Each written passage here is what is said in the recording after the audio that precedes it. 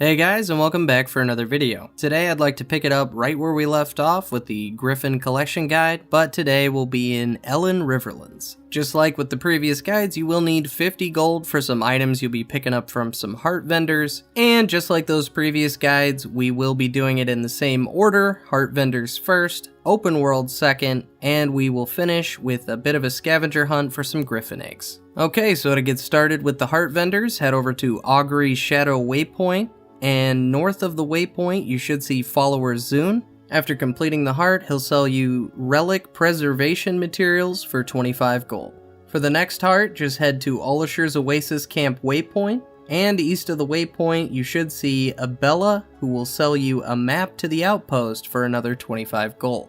Moving on from the hearts and onto the open world, we will need to complete 2 events and 1 mastery for this collection. For the first event, we'll actually be headed to the Desolation at the Bone Strand waypoint. We're using this waypoint to head north, as it's a bit closer than any of the Elon Riverlands waypoints that we need for this area. Once you've made it through the portal, just to the east you should see the Dead House, and the hope here is that there'll be an event either leading up to the Dead House or taking place inside the Dead House. For the collection, you really only need to concern yourself with the event that takes place inside, and that will require you to defeat Warden Jabari. Jabari isn't terribly overpowered or anything, but I would recommend bringing a friend or two along for this fight. Once you've defeated Jabari and completed the event, you'll earn Limwe, the Rune of Justice. For the next event, head over to Skimmer Ranch Waypoint. From the waypoint, just head southwest, and what you're looking for here is the little outstretched piece of land near the border of the map. Not the one all the way on the bottom, but the one just above it. An event spawns here that requires you to defeat a champion Jin. Again, maybe bring a couple people along, as he can be a little challenging.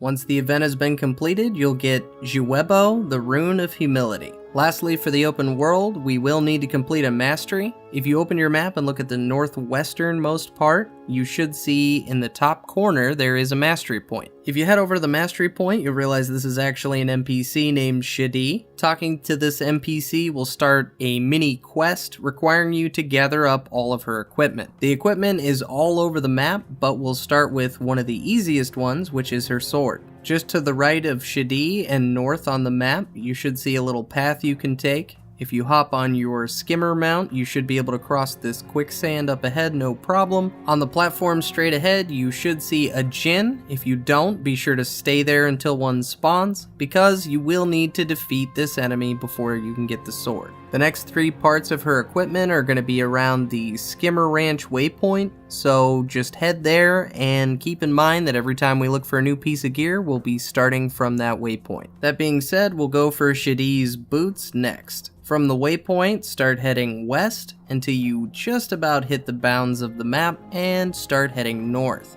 You'll have to climb up a little bit of rocky terrain, and when everything starts to become more of a desert, you know you're in the right place. What you're looking for here is a small town with a blue tent in it, and head over to that blue tent where you'll be greeted with a skrit. This skrit, named Chick-Chack, will actually have the boots on him, but you'll need to talk to him, confront him, and then fight him before he'll give them up. Back at Skimmer Ranch Waypoint, we'll begin headed for Shadi's gloves, which are directly south of the waypoint. You'll pass a few rocky plateaus, but what you're looking for is the one that's slightly shorter than the others. Use your Springer mount to jump up on top of this plateau, and you'll see a pile of leaves. Interacting with the pile of leaves will reveal Shadi's gloves. Head back to Skimmer Ranch Waypoint once again, and this time we'll be headed east towards the quicksand.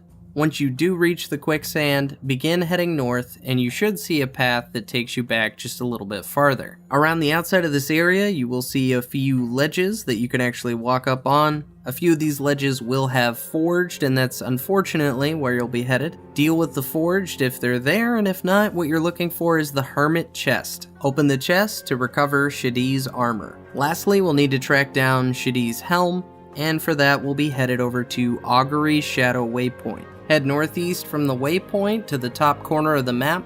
Once you're about there, just follow the edge of the map south until you see a cave entrance. Inside the cave, you'll probably have a few enemies to deal with, but what you're looking for here is the pile of equipment that you can interact with to get Shadi's helm. Now that you've got all the pieces, we will need to head back to Shadi to turn this in, and once you do, you'll be awarded with a mastery point. As nice as that mastery point is, we do need to talk to her one more time to get the rune we need. So go ahead and talk to her again, and the dialogue option you're looking for is, I've been asked by a mutual friend to retrieve Gulsa. Can you help me? And apparently she can, because she'll hand over Gulsa the Rune of Honor. Now we can move on from the regular open world stuff and on to tracking down a few Griffon eggs. Unlike the previous guides, there'll only be 3.